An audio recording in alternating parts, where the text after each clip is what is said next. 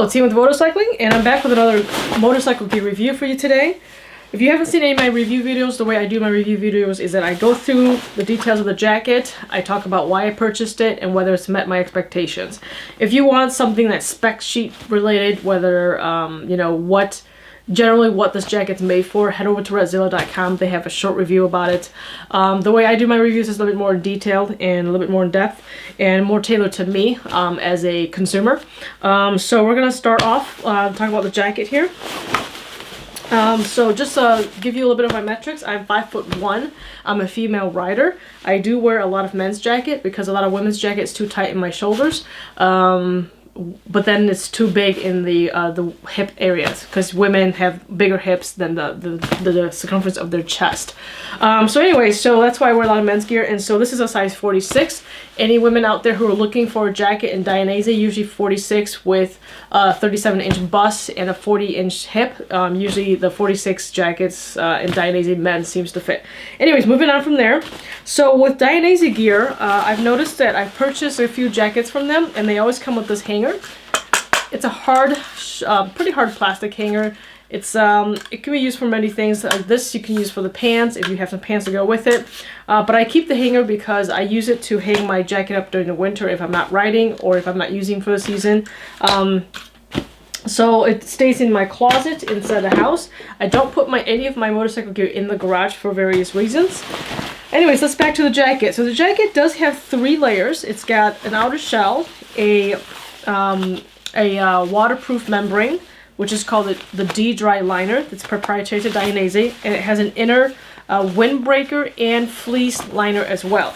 So starting from the outer shell, the outside has a pocket right here, and it's got YKK zippers, so the whole jacket's made of YKK zippers. My hand is 7-inch in circumference. My hands are pretty small, and as you can see, it fits snug in my jacket, in this pocket. So it's a pretty small pocket. It's not a big pocket by any means. It's not a hand warmer or anything like that.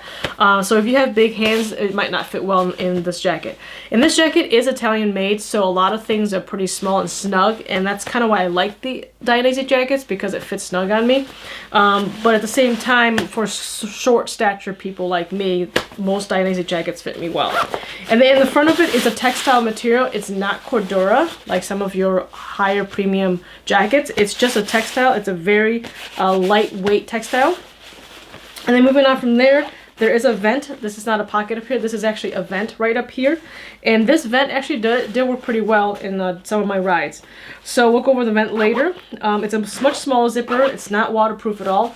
The textile is coated with a water-resistant coating. And I'll talk about that later. Moving in from there, the collar up here does not have like a neoprene material or a fleece material. So it did, you know, keep that in mind. If you do have chafing issues with your neck, this might be a problem for you. Moving on from there, the top of the collar itself, moving from the buttons, up here there is a leather roll. I don't know if it's actually made of leather, but there is a soft leather roll for the back of the neck. And then moving over there, here's the snap button on the other side. And the other side of the textile outer shell is identical to this side, which is a pocket and a vent in the front. As you can see, the outer shell does not have that many vents at all. It doesn't have any mesh or anything like that because it's meant for 3-season. Speaking of 3-season, I did ride with this jacket in the spring, a little bit of summer, and a little bit of fall. And I did also take this jacket on tour as well, and we'll go over that later. Inside the outer shell, moving on from that, there's a little bit of mesh in here just to keep it more comfortable if I was to decide to wear this shell by itself. This little mesh just makes it more comfortable on my skin. There's also a zip that goes with any Dainese pants. And then inside there, you can see the armor right there. It's just held on with Velcro, shoulder armor. Interesting thing about this jacket, this is the first jacket I've purchased where the liners do not zip up with each other. So what I mean by that is this liner is just hanging. It does not actually zip up with the outer shell. And then the same thing with the thermal windbreaker liner. It actually does not zip up with the membrane. So the way this jacket is made is that everything is by hooks. So there's a hook right here on the D-dry liner that hooks up to a button snap right here. So I can just snap it together like that. And that's how it snaps on. And the same thing with this windbreaker. It also has a hook right here. And that snaps to the D-dry liner like so.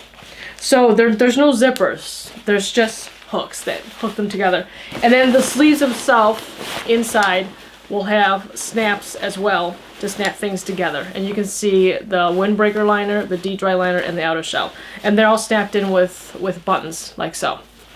Like that. Okay? So that's how these 3 layers are attached together. This is the D-dry liner. And you can't really wear this by itself. It doesn't look that great. It looks like just literally a piece of plastic bag. That's much prettier looking, much more fashionable. And the windbreak liner inside. This one, I actually wore this to dinner a couple times. It actually looks like just a regular North Face liner, North Face thermal jacket on its own. And it does have a logo on this side, so I actually wore it to dinner, and it looks like just a regular liner. It doesn't look like something from a jacket, a motorcycle jacket at that. It does have some YKK zippers on the actual windbreaker itself, and again, same size pocket. My hand fits in it snug as well, and the pockets on both sides. Inside the windbreaker, the fleece liner is very comfortable. And I actually really liked wearing it. The sleeves themselves also have a combination of fleece in the armpits and a little bit of mesh as well, because it's meant to touch the skin the whole time if all 3 layers are worn at once. Okay, and the buttons themselves, they snap on very nicely. They have a good snap to them. So as you can hear right there. And the zippers all zip very well. They're all YKK zippers, like I said before. Alright, moving from the outer shell to the arms. The arms, they do have these snaps that actually cinch down the arms to make it a tighter fit. And again, all the snaps are really high-end snaps. They're really good snaps. They're not like, you know, Chinese snaps or anything like that. And then the thing about this jacket is sometimes when you're putting it on, for some reason, it makes this noise. And my brother was trying it on, and he said that it was like the noisiest jacket he's ever put on, which was interesting because it's true. It will do this. And that's the snap at the end here. It does have a little bit of a stretch to it, just a tiny little stretch at the end here to snap down the gloves. There are 2 buttons right here for the snaps themselves. And it's really nice. Moving on from there, the shoulder does have an external hard part, and it's got like this embossed logo on it. And I don't know if it's embossed. It's kind of like printed on, the Dainese printed on. And it's kind of stealth style. It looks like Batman style, I suppose. Moving from that to the back of the jacket. The back of the jacket, the top, I've already talked about the collar at the top here. It does have a reflective line right here, a very small one. And then moving on from there, there's also more reflectivity right here. This is actually a mesh panel. It's a very tightly woven mesh panel. It's not like one of your mesh jackets. You know, this actually might be able to slide a little bit more than a regular summer mesh jacket. So there is a little bit of very tightly woven, a little bit more thicker than your normal mesh jacket. There are 2 vents back here. These are vents. These are exhaust vents on the jacket, and that's really all that's in the back of the jacket. There's really nothing else. The rest is just textile. And there's these 2 Velcro cinch straps. They actually do use them when I wear them because depending on what kind of bike you ride, this jacket will ride up, and you're gonna need these to cinch it down so that it doesn't ride up as much. Even with this long flap at the back here, a little bit longer length than the rest of the jacket, it will ride up. So just keep that in mind.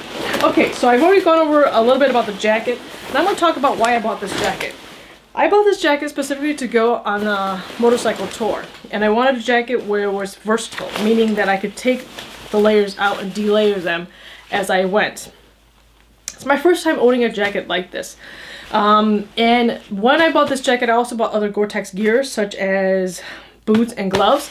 And then this jacket, I kind of skimped out and bought a D-dry liner because I wanted to see if the D-dry liner from from Dainese was as good as Gore-Tex. Well, couple things. I wore this in the spring. It's warm in the spring, especially with the windbreaker. I ride in the Midwest in the United States, so temperatures range in the spring anywhere from 25 to 90s and sometimes almost 100 in the summer. So the temperature range is pretty wide, and that's all in Fahrenheit. And I actually have ridden with this jacket in 23-degree weather and the wind chill of probably 15 on the highway with this jacket.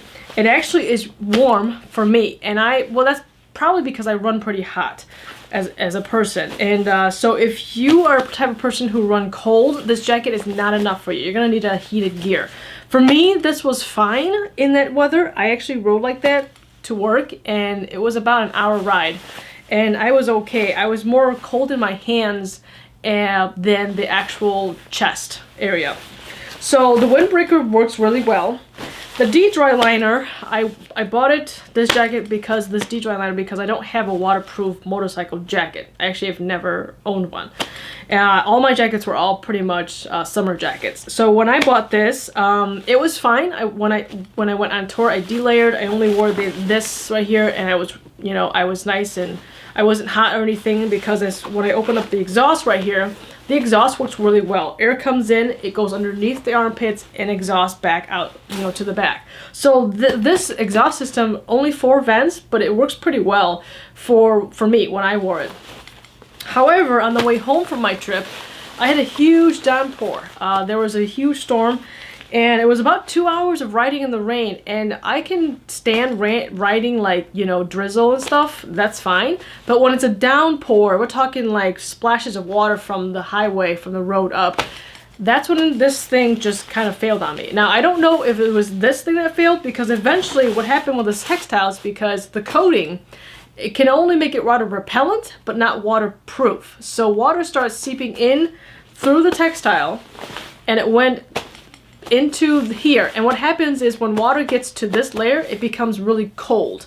And because it becomes cold, and it didn't breathe as well as the Gore-Tex membrane, in my opinion, so it became cold, and it started seeping into this windbreaker. And so it doesn't matter how much wind or anything like that. If this is cold, my body got cold. I mean, that's just the way physics work. And so what eventually happened was, also this liner is a little bit shorter than the external liner, and it sits shorter, and so is the windbreaker. It sits a little bit shorter, and because it's a sport cut, sitting for hours on end to ride home, what eventually happened was these 2 layers started riding up, and so did the jacket in general just started riding up.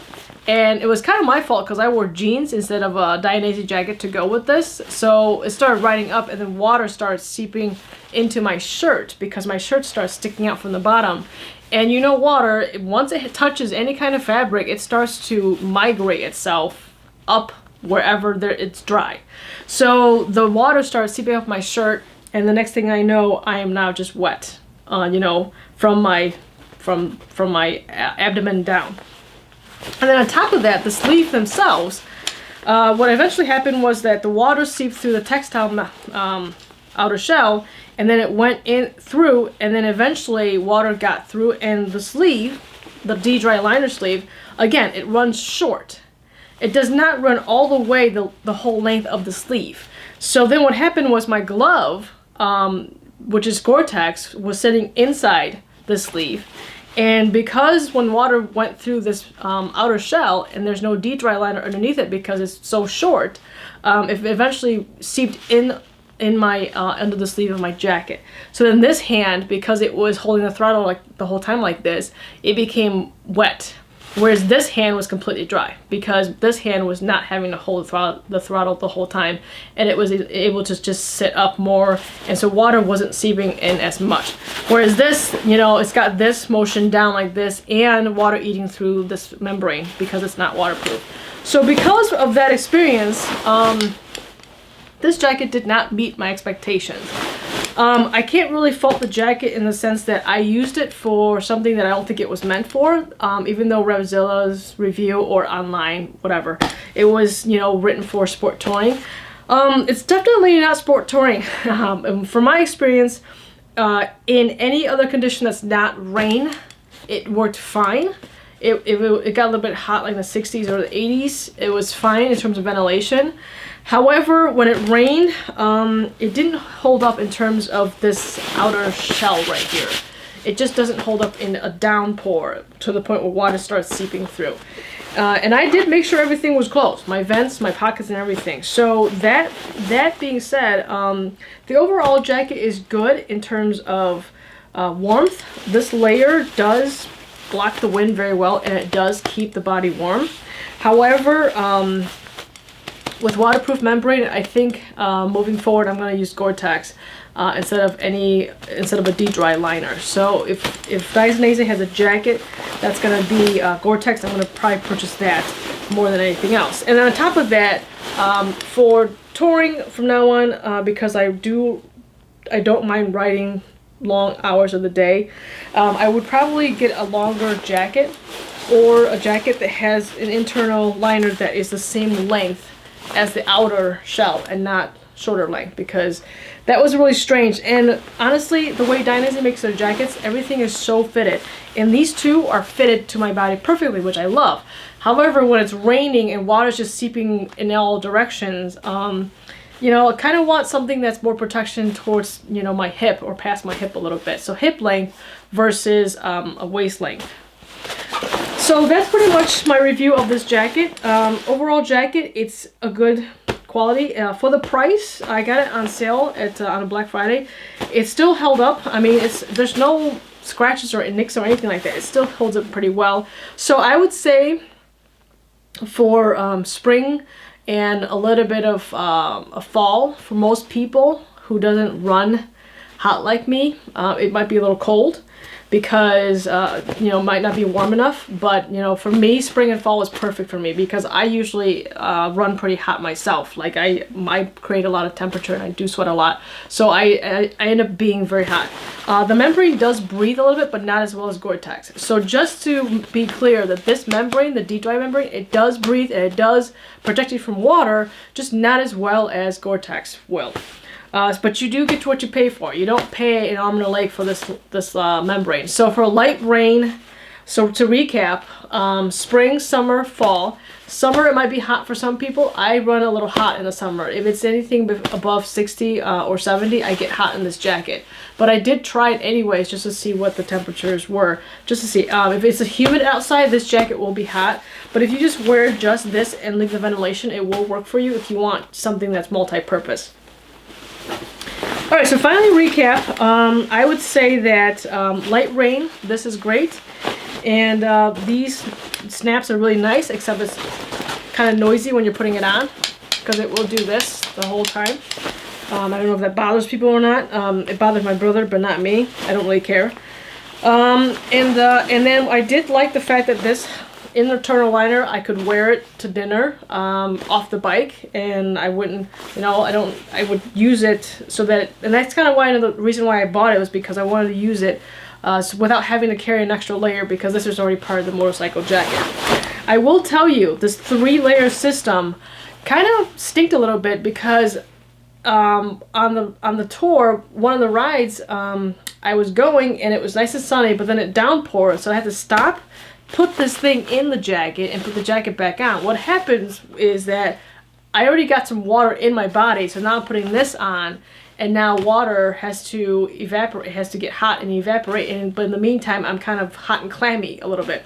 Didn't really care for that. So like I said, that's kind of why I'm gonna sell this jacket. I'm gonna get a different jacket. So anyway, so that's pretty much my review. So if you are in an area of the world where downpour rain isn't your thing, or you want a jacket that you already have a jacket for the downpour rain, but you need a jacket that's kind of in between a summer jacket and a downpour rain 4-season jacket, this jacket would work for you. And it's pretty stealth. It's pretty badass looking when you put it on.